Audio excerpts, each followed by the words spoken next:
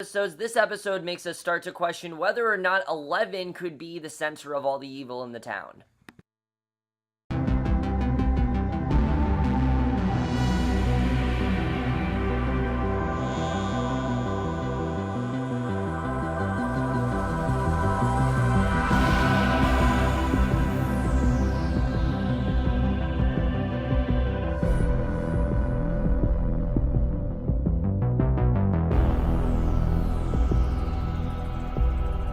Hey guys, camera for Stranger Things, Season 1, Episode 5, Chapter 5, The Flea and the Acrobat, and obviously we're looking forward to this episode. You guys know I've really been loving this show, and once again, great episode. I really did love this episode. I thought there was some really crazy stuff that happened here. I mean, this by far is the most eventful episode we've had of Stranger Things, I think, since the premiere. There was so much shit that went down in this episode. There's so much to talk about.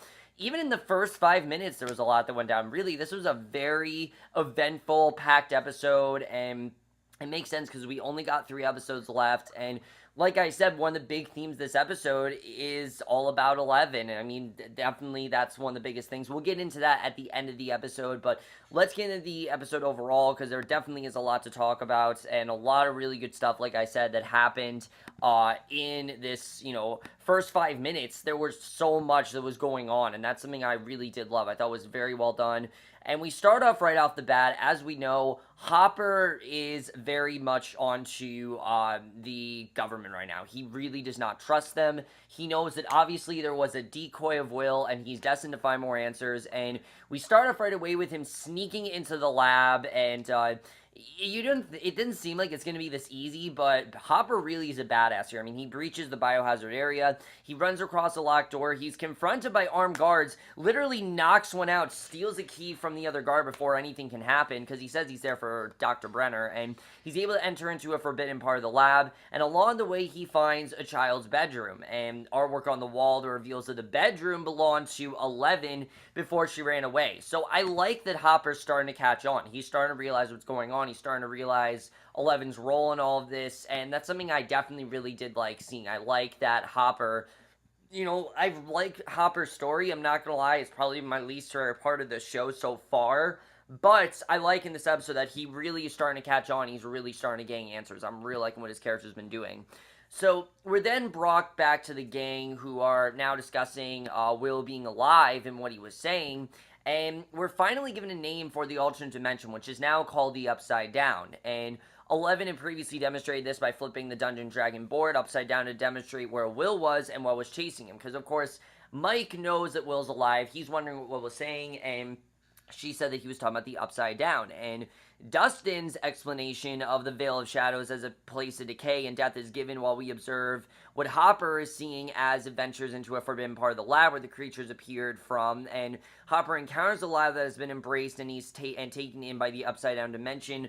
And I like the way the lighting's very dark here. There's this greenish tint, and he comes across a strange tree that we've seen in the lab in a couple of episodes, and when he hears something skitter across, he turns around and is incapacitated by scientists in hazmat suits, so they're definitely onto him. I really did like the way that's done. But then we're brought by Joyce's house, and Winona Ryder was just incredible here, because of course she is confronted by Lonnie, and at first we're thinking Lonnie's there because he wants to help Joyce, and he wants her to move past this. He re-enters her life, tells her she needs help, and he says that, he knows that obviously there's something wrong with her, but she needs help, and he decided to come in, take charge. He starts ordering Jonathan around. I mean, he really is taking charge very quickly, we definitely do see, and she admits to not being able to feel Will anymore after she saw and heard him through the wall at the end of the previous episode. So obviously, Lonnie thinks she's crazy. Like I said, if you heard any woman say that that's what was going on, or that she was hearing all these sounds and things like that, you'd think she was crazy, and that's exactly what Lonnie thinks. So I can understand why Lonnie thinks she's crazy. I think that's perfectly understandable, what's going on there. I thought that definitely was very well done. And he basically wants to help her and everything, but then Jonathan walks in the second he sees Lonnie, wonders what he's doing there, and that is how the episode starts. Like I said, so much was going on in those first 4 minutes, and I really did love that. It's probably the most eventful stuff we've had in the show so far. I really did love that, and it really sets us up for what I think is the best episode of this show. I mean, really every episode seems to be getting better and better, but basically we see that the main event this episode is Will's funeral. Even though Joyce and Jonathan are, pretty much in complete against this funeral, knowing that he's alive, they still attend this funeral despite the belief that he's alive and everything, somewhere, somehow. Hopper then wakes up in a panic after he was caught in the lab. He finds a bug in his trailer, and he knows there's a full-blown conspiracy here, and he's definitely starting to catch on to them. He doesn't really know what extent, obviously, but he definitely knows that there's something going on, and I really did think that was interesting to watch. And basically, like I said, Lonnie starts ordering Jonathan around. He's quick to dismiss Joyce as crazy. However, given the state he finds her in, it's not too hard to dismiss her, we definitely see. And I liked the way that this funeral montage was done, because you can see everyone getting ready for the funeral, and a lot of people are very distracted. Jonathan, he knows this isn't really happening. Joyce is the one that's obviously most apparent. She's in this state of shock, thinking that she's crazy. She's actually starting to believe in this episode, you see, that she actually might be crazy, because she can find Will and she can communicate with him, but she knows that he's out there. She knows that she didn't dream this. She knows that definitely something is going on there. She knows that she's definitely not crazy in that regard, and that's something I definitely did like seeing, and I thought was really well done. Lonnie's talking to the people and receiving condolences. She's left to the side with people purposely walking away as if to avoid her, because again, they think she's crazy. They think that she's this woman in mourning. They want to leave her alone, and I really do like the way that people are perceiving Joyce, because we know she's not crazy, but everyone's starting to think she's crazy, and I think that's something that's very well displayed throughout this entire show, and especially throughout this one scene. I think it just really shows how alone Joyce is in all this. Even though she's not alone, no one wants to say anything, because again, they don't want to look just as crazy, and I think that's something that was displayed very well here. So we then see this flashback of her spending time with Will while she's doing the dishes. He's drawing a picture of his character, Will the Wise. She wonders why a wise man would need to shoot fireballs, and he explains that sometimes the bad guys are smarter, thus needing weapons to defend themselves, and it's a really good scene. I really did like the way that was done. It was a bit in our face, I will definitely say that, but I thought it was definitely a well-done scene. Basically showing that, the bad guys definitely know what they're doing, and they need weapons and everything, and also kind of showing, where he is, and how really the bad guys so far are winning, like Dr. Brenner, people like that, they're already winning, and you definitely do see that. So I thought that definitely was a very interesting scene. I really did like the way that that was done.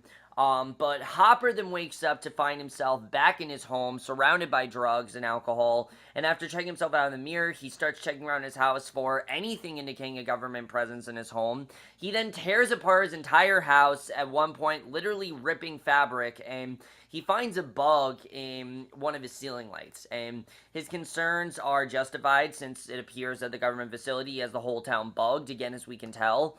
And Brenner makes a brief appearance in order to listen to the conversation that Will had with his mother, and the one that was overheard by the gang when Eleven made the connection with Will in the Upside Down. And this is how he discovers where Eleven is located. And again, we're definitely starting to see that he wants to use Eleven for government purposes. Definitely. He wants to use it for evil intent, and I think that definitely was very interesting. And Jonathan and Nancy then meet up together after the funeral to discuss the creature. And as we know, they now are both in very similar spots, because they both know that someone they care about is alive, and they're both willing to put aside things to find them. And I will say that I didn't love all the Jonathan and Nancy stuff. I thought some of the stuff here was really stupid, like Nancy calling Steven a good guy. I mean, are you kidding me, really? We go through 4 episodes of her clearly seeing that he's a shallow guy, and now she's saying he's a good guy. I don't see it. I don't know why she thinks that, but we learned some information about how far the creature's reaches, and Jonathan's mapped out the sightings of where the creature has been found,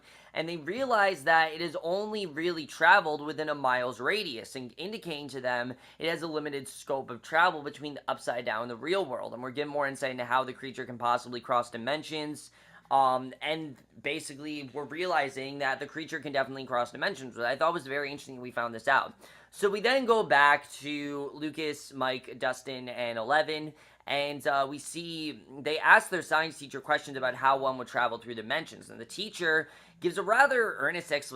So, basically, the theory is that he used an acrobat and a flea on a tightrope metaphor where an acrobat only can go forward or backwards, but a flea can go forward, backwards, sideways, or underneath a rope, and the only way to get to the Upside Down is finding the gate, which we know is in Brenner's lab through that portal, which I thought was a very interesting way that we saw that everyone's kind of like the Acrobat right now. You know, everyone's kind of like that, where it's like they're either forwards or backwards, where, you know, a lot of people are backwards in the sense where they think Will's dead and they're just giving up, or they're moving forwards where they're finding things but they're not really getting any answers. They need to be like the Flea, the one that can go forward, backwards, sideways, or underneath the rope, and the person that can do that is 11. So they basically feel that 11 is that Flea, and I think that definitely was a very interesting analogy. I like the way that was done. I like the way the show used that analogy to kind of propel forward the story for the rest of the episode. I thought that definitely was very interesting. It's the name of the episode for a reason. So Hopper then learns that state police keep finding their way into this case when they report that they found Barb's car at a bus station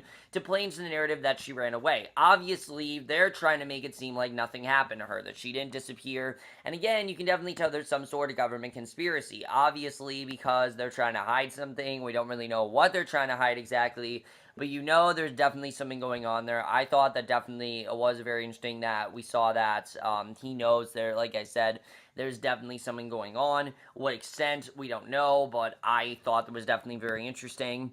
So we then see that Joyce wants Lonnie, despite him, you know, trying to be nice to the family and take over and everything. She wants him to run away, though. After he showed up to the funeral, stay with her. He was only there to get money for Will's death, and Hopper can't run away from either, this time from his past, and I thought it was an interesting scene. The scene where she's kicking him out, saying, I want nothing to do with you, get out of here, just leave me alone. I thought it was such a well-done scene, and hers telling him she's not crazy, I really did like, because she knows that Will's alive, and she knows that she's going to do whatever she can to find him, and she kicks him out, says never come back again, and I thought that was a really good scene, because obviously he's there for money, and she doesn't want to deal with that right now. She wants to find Will. That's her main purpose, and she's not going to let anything or anyone cloud her judgment. She's going to find her son, and I really do love that. Winona Ryder's just killing in this role, and that's something I really did love, is just seeing her determination to find Will, not letting anyone get her down. I thought was just really well done. I really did love that.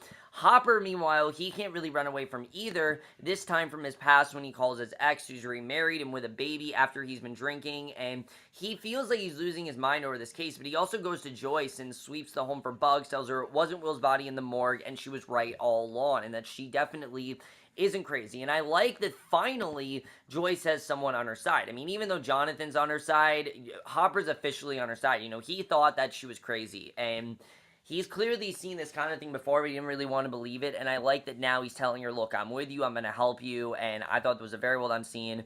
And he also says to not say anything. That's the best thing to do, is to, you know, he has a sign that says don't say anything, don't tell anyone anything, because they're going to think you're crazy. But he knows that Will is out there and alive, and I really did like seeing that. So I thought that definitely was really interesting, the way that we saw that. But meanwhile, we see that Mike, Dustin, Lucas, Dustin has figured out that something is going on with their compasses. They determined that the compasses can't direct them to where the gates of the Upside Down is, and despite how anxious 11 is, they all venture out, and it doesn't take them long to figure out that something's not right. Obviously, there's something off, and especially after Dustin points out that the setting sun, 11 has been manipulating the magnetic distortion around the compasses this entire time, claiming it's not safe for them to find the gates, and Lucas realizes this, starts going off on her, and I thought this was a very interesting scene, the way this was done, because obviously they're going to find the Upside Down, but they feel that 11 is really playing them, and that 11's only been doing that for her benefit. She doesn't really want to help them. She's kind of just playing them this entire time, and I love this scene with Mike and Lucas, because it could come across as ridiculous and silly, but you understand Lucas's point here, that Mike only wants to believe 11 because she's the only girl that hasn't made fun of him, and she's someone that genuinely seems to care about him, and they start just duking it out. Like, it was pretty crazy how far that went, and it's until 11, overwhelmed with fear and emotion, she used her powers to knock Lucas back, knock him unconscious, and this really starts to upset everyone. I mean, even Mike is saying, you know, why the hell did you do this? What are you thinking? And I can totally understand why Mike's obviously upset, because, you know, he didn't mean for 11 to hurt anyone. I don't know why she did it, but that's exactly what she did. She hurt Lucas, and we don't really know what's going to happen with that, so I thought that definitely was very interesting. that we saw that. And like I said, they're going back and forth. It's pretty crazy the way that was done.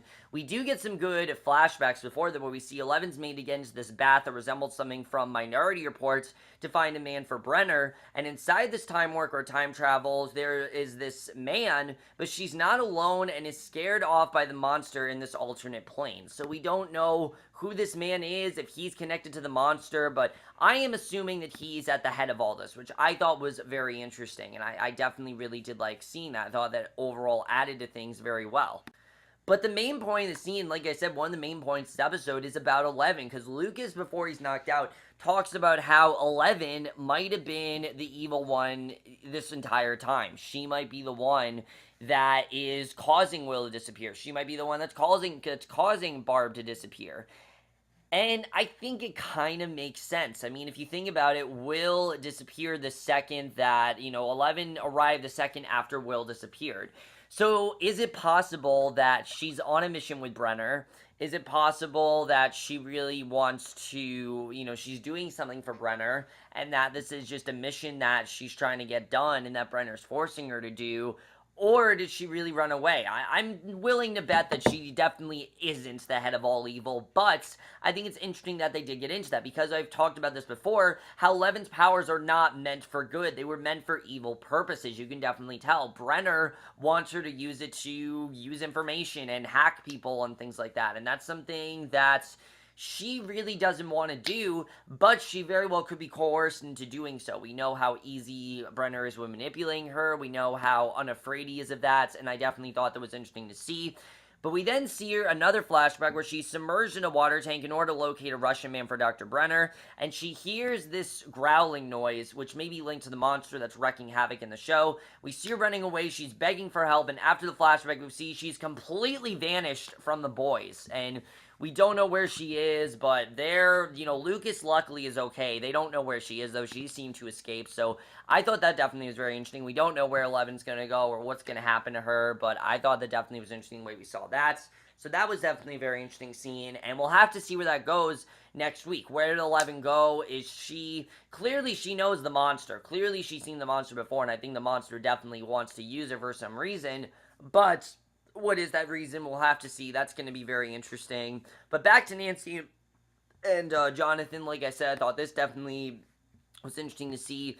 They're in the woods late at night because they're there to kill the monster. That's what they want to do. And they come across this deer who was hit by a car in near death. Jonathan was going to shoot it so it wouldn't have to suffer when it's suddenly pulled away by the monster. So that way they go investigating when Nancy hears this strange opening at the bottom of a tree trunk that leads to this alternate dimension where the monster is with Will and Barb. So I thought this was interesting that we saw this, that there's this tree trunk and everything, and she meanwhile is separated from Jonathan, and I thought that was interesting that we saw that. So we didn't really know what was going on there, but obviously she's there to find Barb, he's there to find Will. They can both hear each other, and now she's in real trouble because the monster then spotted her, and at the end of the episode, Jonathan hears her scream. He's not able to find her. Where did Nancy go? I'm assuming the monster took her, but that is how the episode ends, and I thought it was definitely a very crazy ending. But let's get into this episode overall and talk about my predictions for the next episode.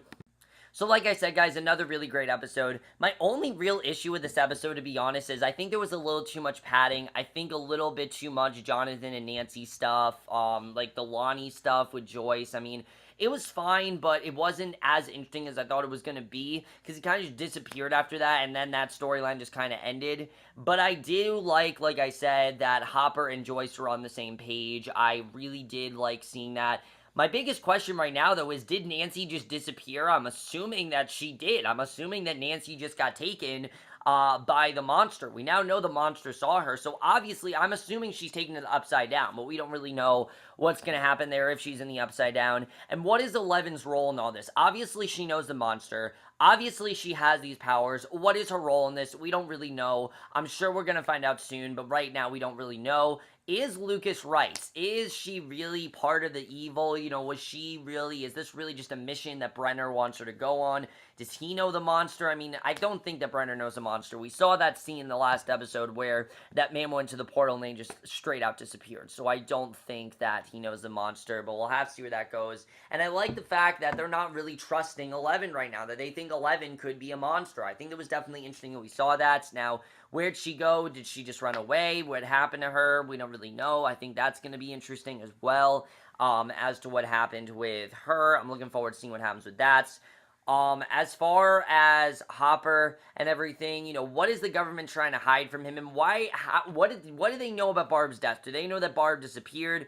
Do they know, I'm not going to say Barb's death. I'm assuming she's dead. I don't really know, though. I don't think she's dead. But obviously, they want to make it look like she disappeared, so I'm sure he's going to look more into that, so I think that's going to be interesting as well. Like I said, my only problem with this episode, I think, was Jonathan and Nancy. I think there was a little too much flirting between them. I mean, I like the scene where he was talking about risky business. I thought that was kind of a fun scene, but I didn't really like the part with Steven and him and her saying that he's a good guy, because we clearly know that he's not. I don't know why she thinks he's a good guy. But like I said, this by far is the most eventful episode we've had the show so far. I really did love this episode. Besides a few things, though, this was a very well done episode. Definitely one of the best we've had. Let me know what you guys saw this episode. Love to your thoughts on it. We have 3 episodes left now. I know these reviews are shorter, guys, but there really isn't a ton to talk about in these episodes because, they're very straightforward. And I'm going to review the last 3 episodes. Hopefully, I'm going to review this I'm going to be done by the weekend, hopefully. I don't know. I think I will be. But let me know what you guys saw this episode. Love to your thoughts on it. And I will see you guys in my next one, which will be for this week of Big Brother. I know you guys were expecting me to review it last night, but there's something going on tonight. I don't really know what it is. I don't know if it's important or not, but either way, I'm going to review Big Brother tonight, and I will see you guys for that. Okay, bye.